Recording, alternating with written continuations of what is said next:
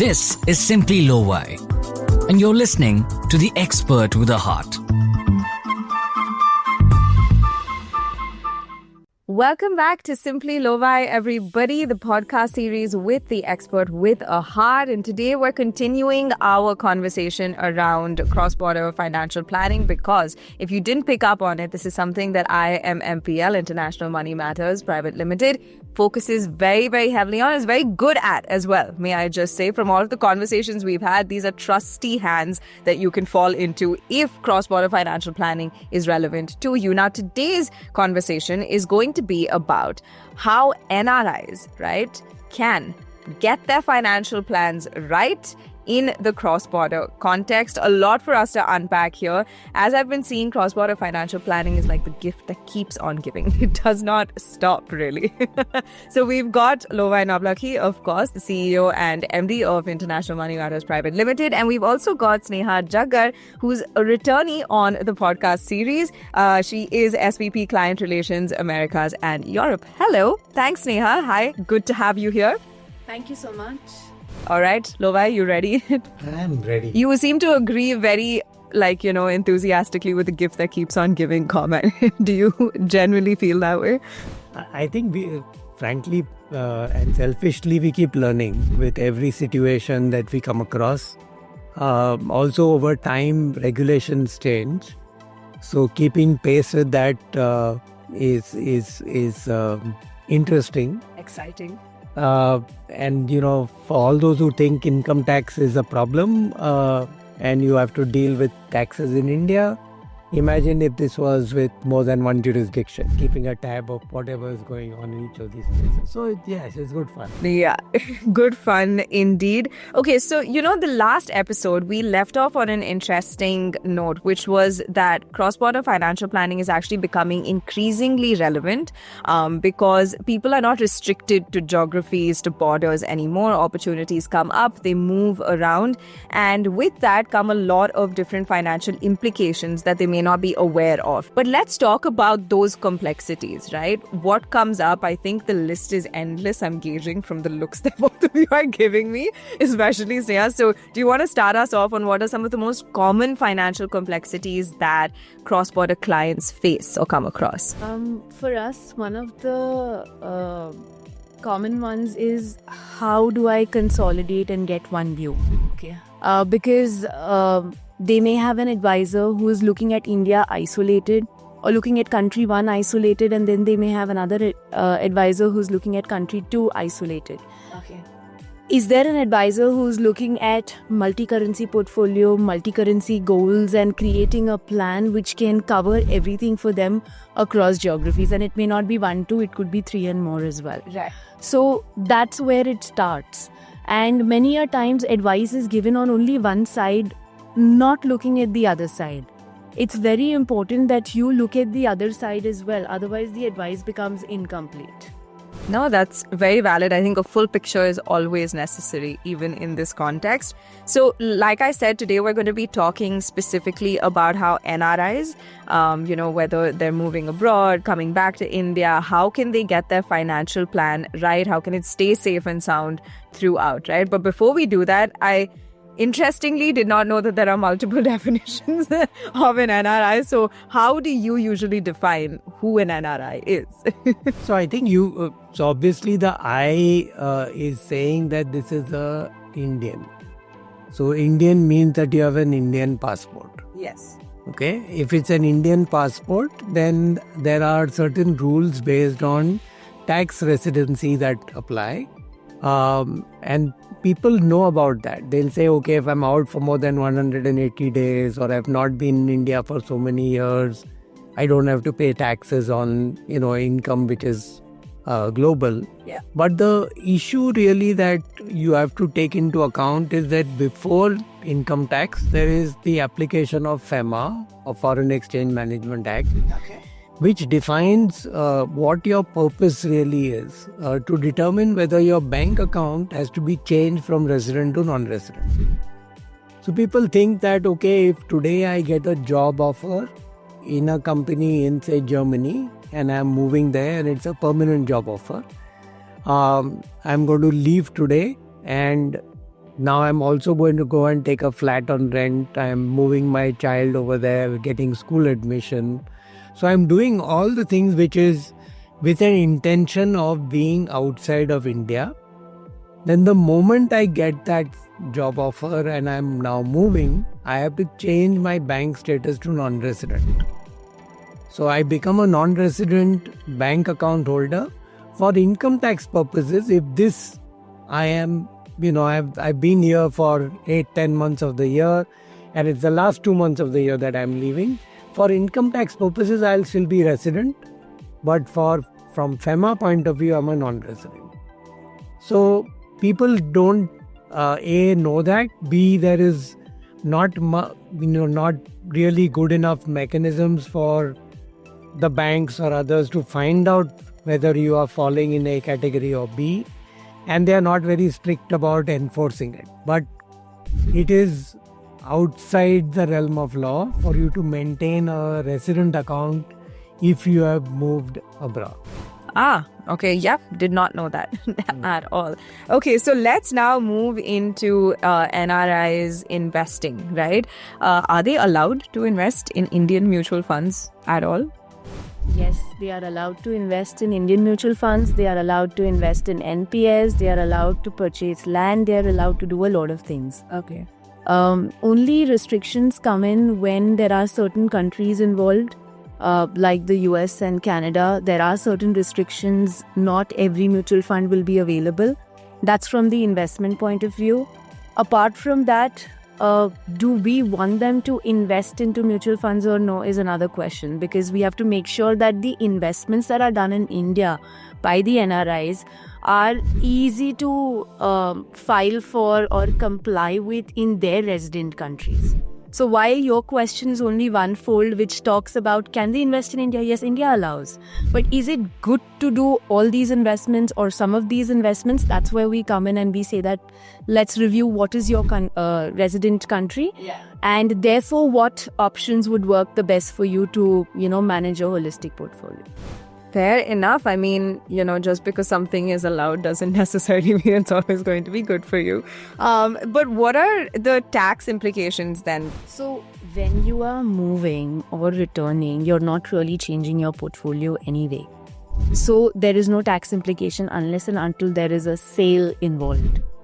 However, if you speak to us, we will plan it out for you. Are there certain things in your portfolio to be done? Certain investments that you can get rid of? Create a holistic portfolio so that while you're away, this is going to perform better for you without having to do too many transactions. Yes, once you've moved away, now there can be 2-3 scenarios. You move away thinking you're going to come back in 2-3 years, and the portfolio construction is going to be different. You will move away saying that I am not coming back. I would rather start, keeping this as a backup plan, but I would like to be abroad. The construction would be different. Yeah. And then there will be a set who will come and say that I don't know whether I will come back or no. So that's the open area. Can you help me as and when, we make some decision? So the portfolio design for them would be a little different again, keeping in mind that they may or may not come back to India. And I think we've seen enough cases where people have left saying that we are going there and going to be back in 3 years, and then decide, no, we are not coming back. There are people who said we are moving there, and then after a couple of years saying, okay, now we are moving to a different country, or we are coming back. So I think life happens while you make plans. So those things you have to keep in mind.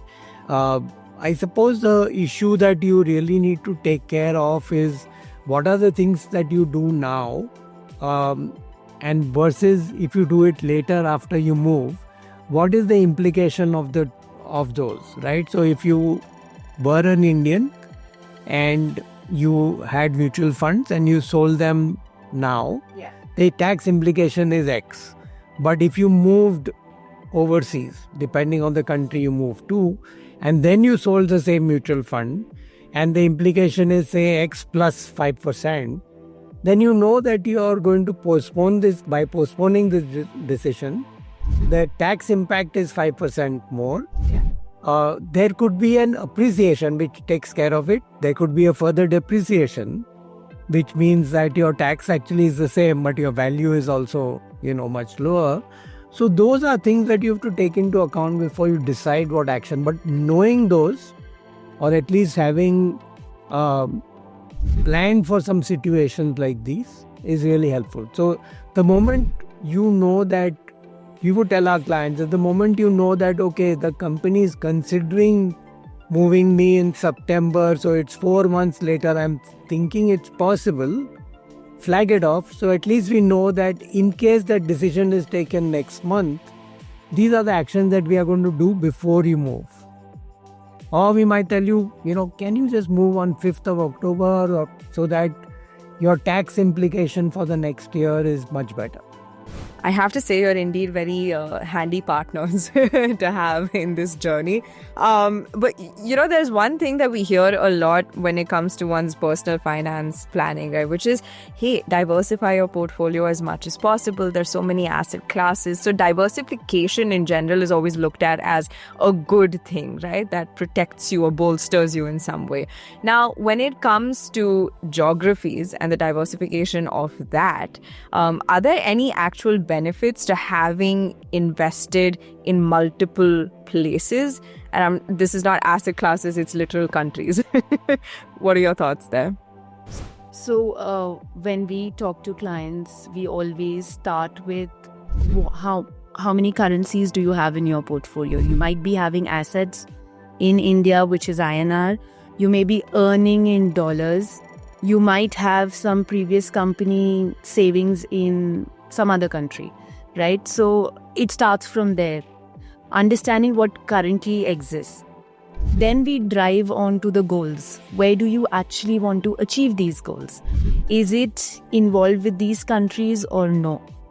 Then we come down and understand what is the asset allocation, the risk appetite that they have. We come down to that, how much should be debt, how much should be equity. Then we come down to actually making an investment plan to say that, okay, which currency, what exposure, how much of debt, how much of equity, and so on. Today, you do not really need to have INR to invest in India. You can hold dollars and have diversify your investments in India. When we are looking at true diversification, we are making sure that there are currencies involved. There are also asset classes involved, and then how we can use the existing currencies that you want in your portfolio and diversify further into other countries. So from the research point of view, yes, of course, there are cycles in the market. There may be more interest in the emerging markets and we would want to move some money there. But it's not that difficult when you do it with us because we have one currency that we can maintain giving you all of these exposures. I think the question that you asked, whether there is benefit of diversifying, of course there is. So the simple question to ask is, okay, if you had money today and you knew, you had to choose between two stocks in India to invest in, which of these two stocks would you invest in? If you were right, you will, you've made money. If you're wrong, you've lost money. Yeah. Right? So obviously it's not just two stocks. You tend to do a basket. And there'll be some things you'll do better, something will do worse, something will do better at one point in time and then change. The same thing happens when you move from stocks into now, let's say, groups of stocks, large cap, mid cap, small cap. Yeah. There are periods when that happens. So then you expand this and say, okay, how is India done versus US versus Germany versus China versus Japan? So it's different at each point in time. And the same thing, then you apply and overlay this with the currency. Then you get a mix. So you know that unless you are an astrologer, and we've spoken about this earlier, that we are not, you don't know where to put all your eggs. So you need to diversify. Yeah, no, there's definitely benefits to it. But let's look at the flip side of that. You brought up at the beginning of the conversation that there's often things that NRIs don't register, right? As that it's going to be an implication, it's going to be an issue. And that's why, of course, you come in. So what are the most common mistakes or pitfalls you've seen where NRIs, in the situation of NRIs investing in Indian stocks, what tends to go wrong there if awareness is not at the highest? One thing that I've seen happening very often is taking advice from a CA. So typically a CA will give you the correct answer for India only, but not look at the other resident country where you are from. To give you a simple example, we all know that if you're selling a residential asset in India and reinvesting into a residential property, you don't have to pay taxes. No capital gains are implied. So the CA will generally say that, okay, you're selling a house, why don't you buy another house? We can do away with the capital gains. But depending on which country you are in, you will have to pay taxes there. So for example, if you are in UK will have capital gains that you have to pay. So even if you have reinvested the money here, you have to declare it there and then have the cash flow available to pay taxes in the UK. So is it a holistic advice to say that, you know what, reinvest the entire amount? Maybe not. Maybe you could have done better with it. If you had a cash flow crunch, then it will be a very difficult situation for you to pay taxes in the UK. Right. So this is one of the biggest mistakes I've seen happening, and for us also, to be very honest, we can't know every country and we can't know every tax rule. So we have a network of partners who we work with who are CPAs, CAs, advisors in different countries, and that's how we can bring in the expertise in front of the client to say that yes, we are helping you with this, but hold on, we will get a consultation done on tax for this purpose and get back to you, so that the advice is holistic. I think in the past, what I would notice is people did not have information. I did not know that because I had some FDs in India and I am now living abroad for the last 10 years. I have not declared that income of that Indian FD in the country where I am, which by law required you to do it. Or I did not even pay the taxes in India because they were anyway deducting tax at source, but I didn't file my returns. So there was a gap in that information itself. I think now it's moved to wrong information. Okay. So information is there, but I have now heard from my colleague that somebody I knew, so WhatsApp University, somebody I knew did this, so I have gone and done this, and there's okay, now solve this problem for me. And it's sometimes too late to unravel you from that, but at least we want to make sure that we don't compound it and don't further make that whole thing much worse. Messier, right? Yeah, absolutely. So let's take a look at retirement planning in the cross-border scenario. This is something Lovai loves talking about because there's so much to consider. As both of you mentioned, plans keep changing, they evolve. But I think one thing that a lot of NRIs know that, okay, after this age, for sure, I think I want to come back home. I want to settle down in India. And I want to retire there, basically. So does the planning for that have to start much earlier? Because you're now talking about cross-border finances, assets all over the place. And how would you advise them to start that journey? So if somebody is very clear that they're going to come back to India, then of course the retirement part of their portfolio we would like to build here also. There will be certain portion of retirement that may be happening in the resident country, just like we have EPF, NPS, etc. The resident countries will also have equivalent retirement accounts that they may have created there. But is that going to be enough or no? That's the bit of analysis that we do. And then how much to be built in India. And of course, it's important that they do something over here also, because that cash, that capital needs to be available when they move to India. So that's how we look at it. We may say, depending on, again, the family situations, that we could invest in dollars itself. Don't do INR right now. But suppose they have properties already and rental incomes are coming from there, then the reinvestment of that we will continue to do in INR and start looking at that income in INR to be put aside for their retirement requirements. And what are the key investment opportunities that you always recommend that NRIs, take advantage? participate in? Mostly we look at equities because we try and build the debt portfolio in the home country they are in, because that's where their short-term goal requirements, etc. would be there. But when they are looking at India, we try and build an equity portfolio, and there are enough and more options available, whether it's mutual funds, whether it is AIFs, PMS.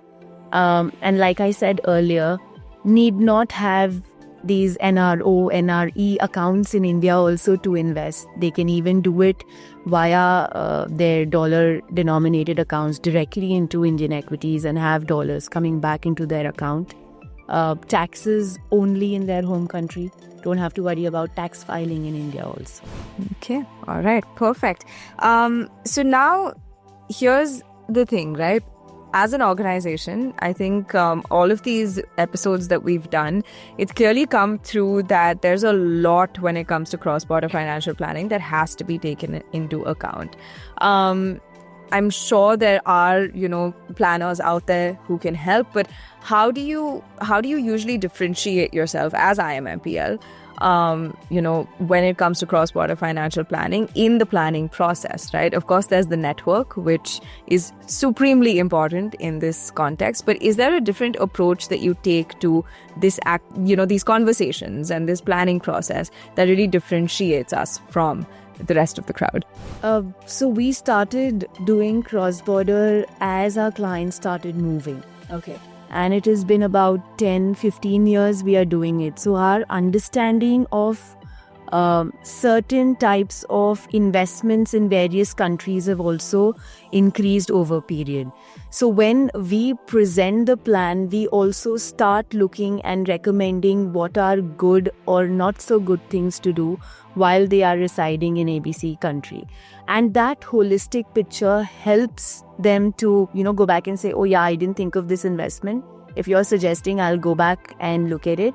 Again, we are at a suggestion level. We may not be able to go and help actually execute that because it's in a different country. But what happens is there is a push and then they are like, okay, yeah, this is something I've missed. Thank you. I will move ahead and do it. So that holistic picture comes in. We review not just investments, but insurance requirements. Whether you should have global insurance or no, whether you should have insurance only in India because you already have your resident country insurance taken care of, so on and so forth. And of course, the multi-currency portfolio, which you can view in one go. You don't have to have 10 different reports open and then reconcile at your end. You're able to do it in one go from our side. And the experience that we carry, because we've had many clients going through different experiences and we've seen life cycles with the clients. So sometimes when the clients are actually stuck, we can also tell them that, hey, why don't you speak to this client, because this client was in that situation and maybe that would add value as well.